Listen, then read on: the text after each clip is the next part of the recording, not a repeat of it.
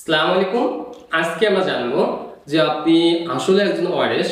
আপনি বিদেশে থাকেন অথবা ঢাকায় থাকেন অথবা অন্য জায়গায় থাকেন, কিন্তু আপনার ওয়ারিশ সম্পত্তি যেখানে আছে তারা আপনার যে রেকর্ডীয় মালিক বা আপনার পিতা অথবা নানা মারা যাওয়ার পর আপনার মামারা বা আপনার ভাইয়েরা আপনাকে ওয়ারিশ কায়েম থেকে বাদ দিয়ে দিছে এবং ওয়ারিশ সূত্রে তাদের নামে নামজারি করে নিচ্ছে এবং তারা জমি বিক্রিও করে দিতে পারে। তো সেই ক্ষেত্রে তখন আপনি কি করবেন?